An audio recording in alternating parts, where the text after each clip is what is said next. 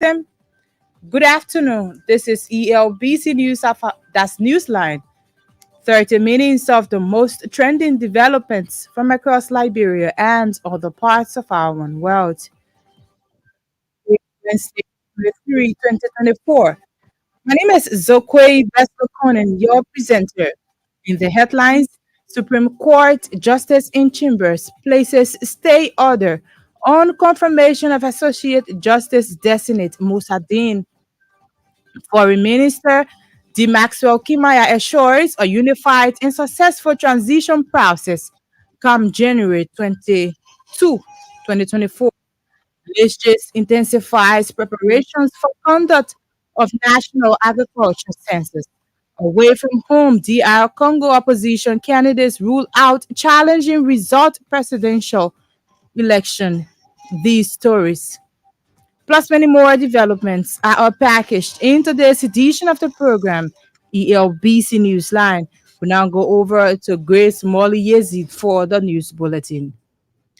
Foreign Minister D. Maxwell Kemia has reassured a unified and successful transition process on January 22 this year.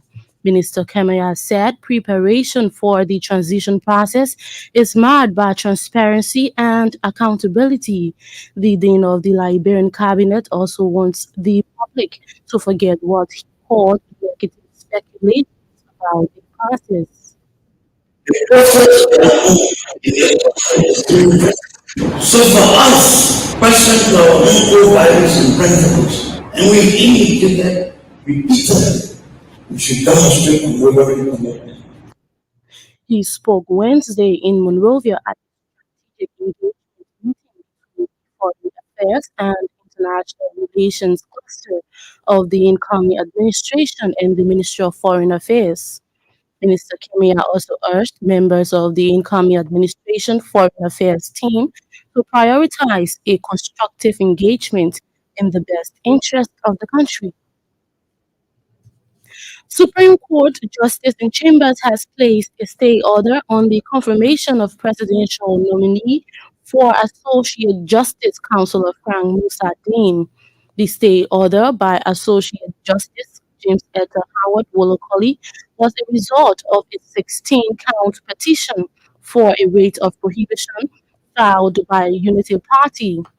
The petition argued that the request of early retirement by Justice Joseph Nangwe on grounds of ill health does not in any way constitute retirement or create a vacancy on the Supreme Court bench. They argued that retirement of Chief Justice, Associate Justices, and judges is clearly defined by Article 72B of the 1986 Constitution. Justice Nangwe, according to the Unity Party, is not qualified for retirement by law, and as such, there is no vacancy on the Supreme Court bench to warrant nomination of Minister Musa Dean.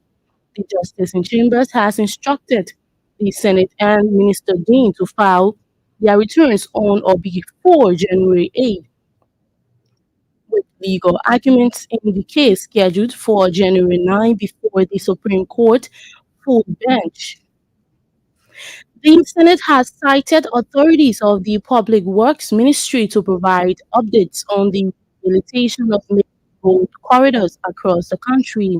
Sino County Senator Milton Tiaje raised the qualm in plenary Tuesday. Senator Tiaje said it will be prudent for authorities of the ministry to provide progress reports on maintenance works along southeastern corridors and other primary roads.